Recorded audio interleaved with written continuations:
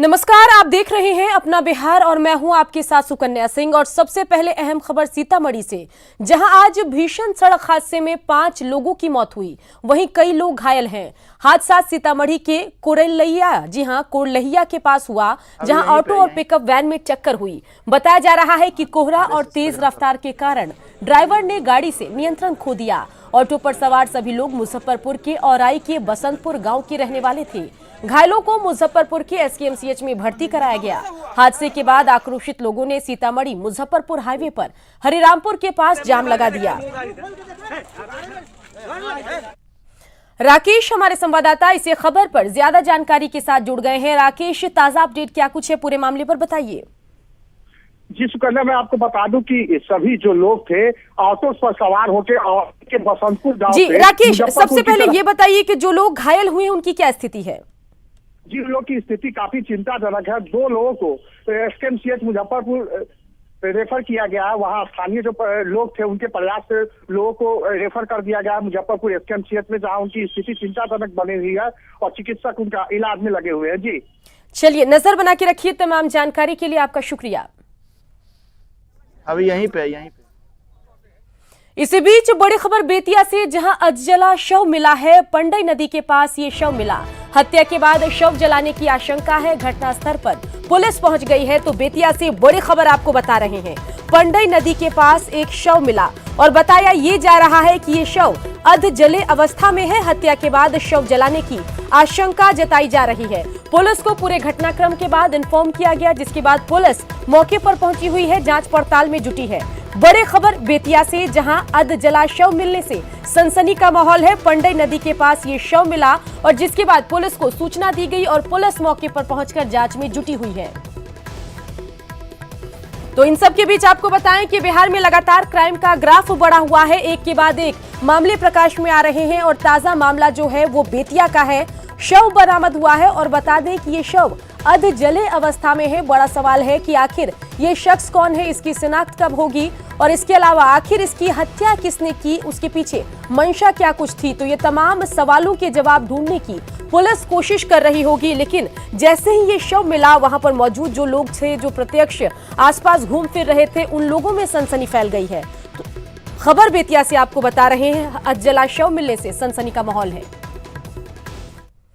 भागलपुर में एक दुकानदार की गोली मारकर हत्या कर दी गई। बीती रात राजीव कुमार शाह दुकान बंद कर घर जा रहे थे, तभी काजी चक के पास अपराधियों ने गोली मारी।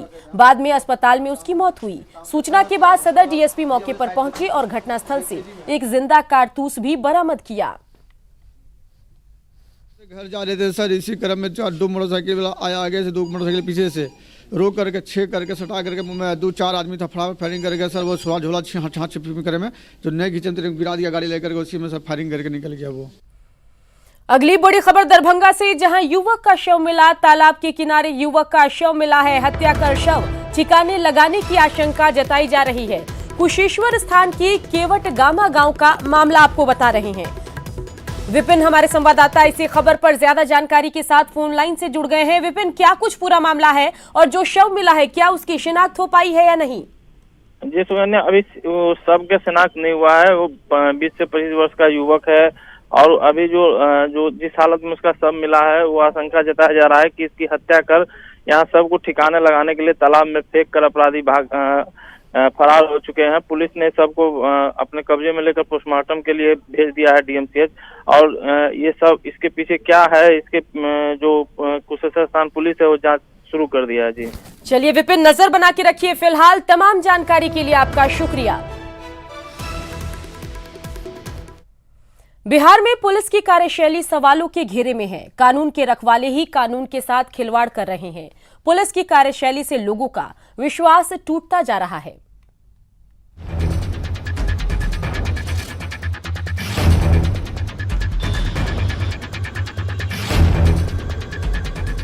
पुलिस महकमे से लोगों को हमेशा अपेक्षा रहती है कि वह कानून का हर हाल में पालन करेगा, लेकिन पीपुल फ्रेंडली पुलिस की कार्यशैली से लोगों का विश्वास टूटता जा रहा है।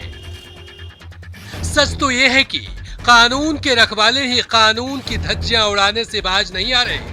रिश्वत और लालच में आकर पुलिस वाले कुछ ऐसी कारगुजारियों को अंजाम दे रहे हैं जिससे पूरा पुलिस महकमा शर्मसार है।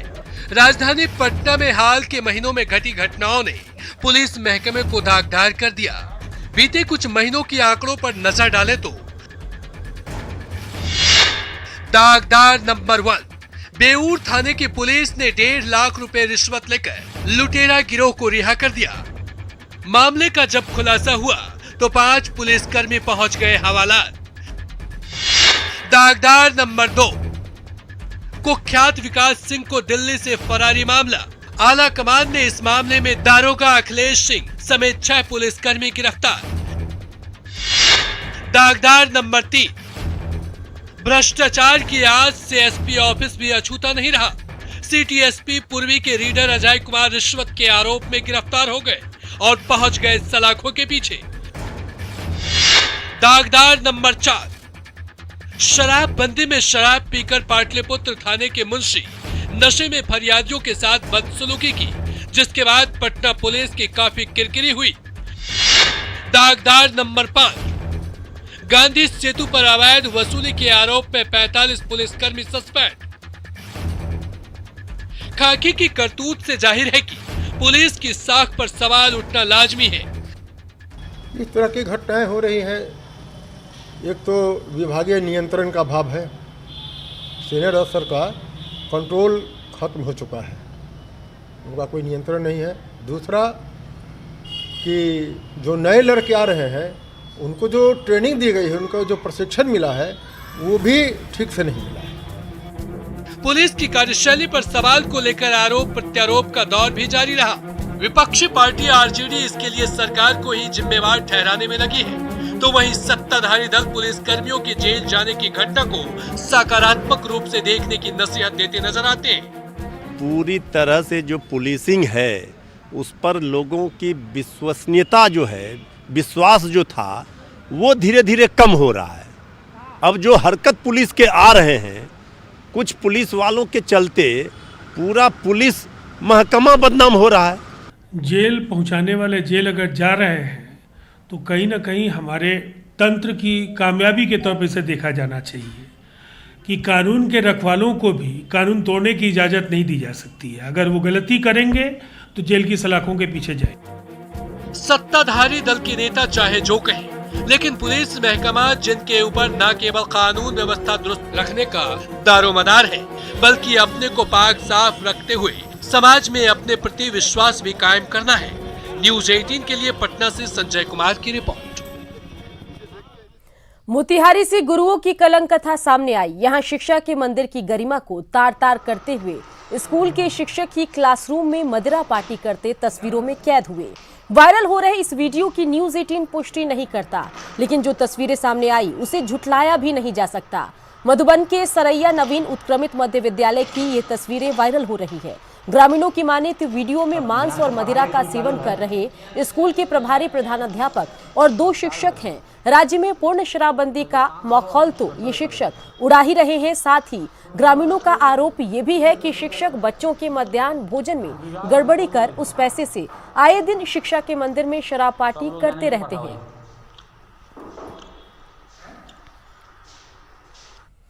झारखंड में जेडीयू की करारी हार पर जेडीयू नेता और बिहार सरकार में मंत्री श्रवण कुमार ने इसे जनता की चेतावनी बताते हुए कहा कि भविष्य में ऐसी गलती दोबारा ना हो, इसके लिए प्रयास करने की जरूरत है। श्रवण कुमार ने ये भी कहा कि झारखंड में जेडीयू के पास खोने को कुछ भी नहीं था, जो था सिर्फ पाने के लिए। झारखंड में जेडीयू गठबंधन के तहत चुनाव लड़ना चाहता था, लेकिन नेताओं के प्रयास के बावजूद ऐसा हो न सका। श्रवण कुमार ने यह भी साफ किया कि झारखंड चुनाव परिणाम का असर बिहार में नहीं होगा, क्योंकि दोनों जगह की परिस्थिति दूसरी है। देखिए, झारखंड में तो हमारे पास खोने के लिए कुछ नहीं था, पाने ही के लिए था।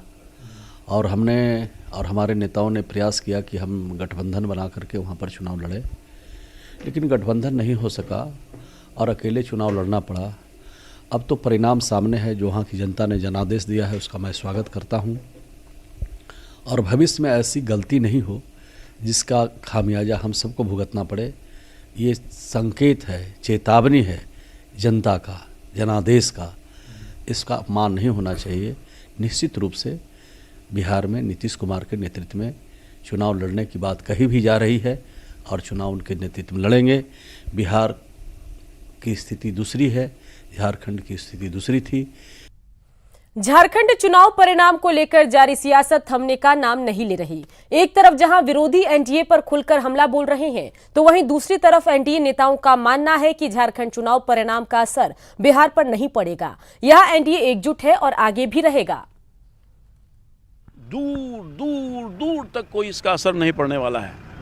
यहाँ का इंटैक्ट एनडीए पूरी मजबूती के साथ रहेगी और इस बार जितना मत मिला था ना पिछले बार में, उससे कहीं अधिक मत से हमारे उम्मीदवार जीतेंगे और कहीं अधिक सीट हम प्राप्त करेंगे। मैं समझता हूँ कुछ लोग मन में लड्डू फूट रहा है,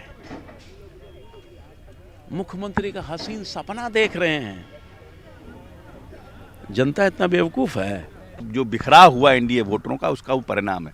लेकिन बिहार में पूरी तरह से एनडीए इंटैक्ट है नीतीश जी के नेतृत्व में, इसलिए यहाँ पर कोई चिंता की विषय। पटना में नीतीश कुमार ने आज अटल जयंती पर अटल जी की प्रतिमा का अनावरण किया। पाटलिपुत्र पार्क में उनकी प्रतिमा लगाई गई। अनावरण के मौके पर बिहार सरकार के कई मंत्री और गणमान्य लोग भी मौजूद रहे। बता दें कि इससे पहले पटना में अटल जी की प्रतिमा नहीं थी।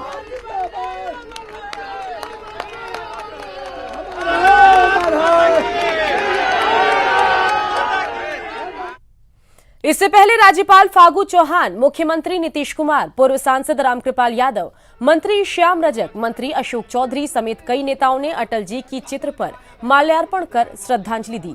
साथ ही अटल जी को याद कर उनके बताए रास्ते पर चलने की बात कही।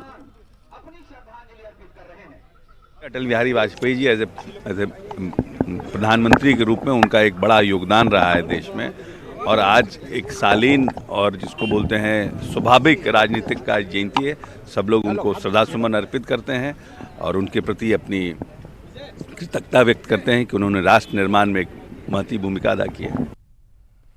अटल बिहारी वाजपेयी की जयंती पर भी राजनीतिक दलों के नेताओं की बयानबाजी जारी है। आरजेडी नेता विजय प्रकाश ने बीजेपी पर निशाना साधते हुए कहा कि देश की हालत देखकर आज अटल जी की आत्मा रो रही होगी। वहीं बीजेपी ने पलटवार करते हुए कहा है कि मोदी जी अटल जी के सपनों को पूरा कर रहे हैं। सरकार अटल जी के अधूरे ख्वाब को पूरा करने में लगी है। उनकी आत्मा प्रफुल्लित हो रही होगी।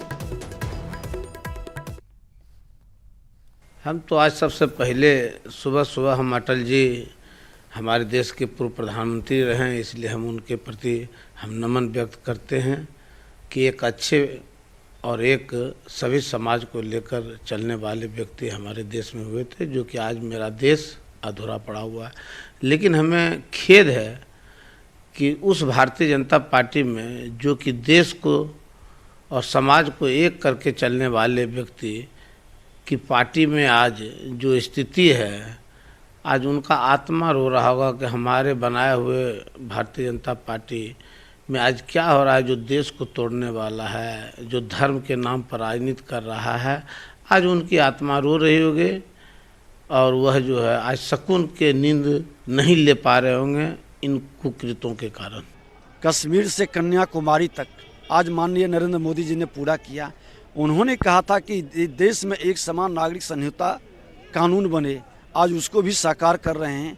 ये राष्ट्र धर्मशाला नहीं बने, ये राष्ट्र भारतीयों का है, भारतीयों के लिए रहे। आज ये तमाम सपना तो साकार कर रहे हैं, इसलिए आज उनकी आत्मा अति प्रसन्न होकर के इस राष्ट्र को और देश के प्रधानमंत्री जी को पूरी तरह से वरदान और आशीर्वाद दे रहे हैं। विपक्ष के लोग आज उन्हीं के पद चिन्हों पर चलें तो इस राष्ट्र का कल्याण हो। इस राष्ट्र का वोट की राजनीति के लिए इस राष्ट्र का नुकसान करना बंद करें, नहीं तो उनकी निशानी मिट जाएगी। मुख्यमंत्री नीतीश कुमार पटना स्थित कंकन घाट के टेंट सिटी पहुंचे, जहां उन्होंने टेंट सिटी का जायजा लिया। इस दौरान मंत्री नंदकिशोर यादव भी उनके साथ थे। बता दें कि प्रकाश पर्व के लिए तैयारियां चल रही है, इसी के लिए यहां टेंट सिटी बनाया गया। इस बार 27, 28 और 29 दिसंबर को राजगीर के शीतलकुंड गुरुद्वारे में गुरु नानक देव जी महाराज का 35वां प्रकाशोत्सव मनाया जाएगा। वहीं 31 दिसंबर से लेकर 2 जनवरी तक गुरु गोविंद सिंह जी का 353वां प्रकाश उत्सव मनाया जाएगा।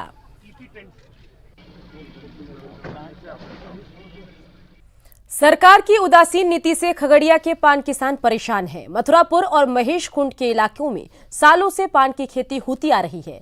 पान की खेती के लिए किसान पानी की तरह पैसा बहाते हैं, लेकिन मौसम की मार से मायूस हो जाते हैं। इन्हें ना तो बीमा का लाभ मिल पा रहा है और न ही सरकार की ओर से किसी प्रकार की सहायता राशि। मुख्यमंत्री पिछले साल जब यहां आए थे तो उन्होंने सहायता राशि देने की घोषणा भी की थी, लेकिन अब तक इन्हें मायूसी ही हाथ लगी। आर्थिक सहायता नहीं मिलने से पान की खेती सिमटने लगी है और किसान कर्ज में डूबने लगे हैं। पान का खेती में बहुत मेहनत है। पान का खेती के देखिए, ऊपर से छौनी करना पड़ता है, इसमें मजदूर लेता है 400 रुपया का रोज, तब छौनी करता है। उसके बाद इसमें बहुत मेहनत करना पड़ता है, पूंजी भी लगता है। सरकार तरफ से कुछ सहायता नहीं मिलता है। किसी तरह हम ही लोग जीविका चला रहे हैं। साली की पला हो जाता है तो दर्द फट गल जाता है, तो फिर बिल बिया खोज के रोपने में बहुत दिक्कत होता है, परेशानी होता है हम लोग का। कुछ सहायता सरकार नहीं देता है। हजारों एकड़ में खेती होती थी, लेकिन आज वह सिमट करके मात्र जो है ना 25 से 30 एकड़ में मात्र आ गया है खेती। और पूर्व में हमारे माननीय मुख्यमंत्री जी ने घोषणा किया था कि पान कृषक को बागवानी का दर्जा दे करके इसको हमेशा मदद का काम करेंगे, लेकिन आज तक उसकी काफ़ी कहीं कोई सुधि लेने वाला तक नहीं है। कोई उसकी जानकारी तक लेने के लिए कोई पदाधिकारी तैयार नहीं है, न लेते हैं।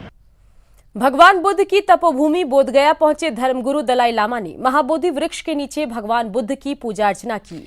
इस मौके पर भारी संख्या में बौद्ध धर्मावलंबी पूजा अर्चना में शामिल थे। दलाई लामा आगामी 6 जनवरी तक बोधगया में आयोजित टीचिंग सेशन में भाग लेंगे। इस मौके पर देश विदेश के बौद्ध धर्मावलंबी शामिल हो रहे हैं। दलाई लामा ने विश्व में फैल रही हिंसा की निंदा की।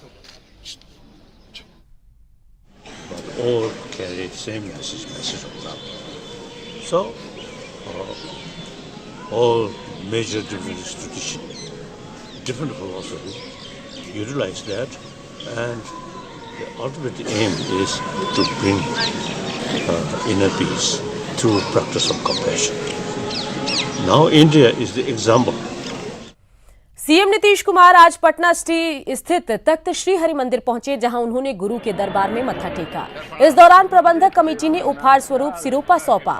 सीएम नीतीश बाल लीला गुरुद्वारा भी जाएंगे, साथ ही प्रकाश पर्व को लेकर लंगर का उद्घाटन भी करेंगे।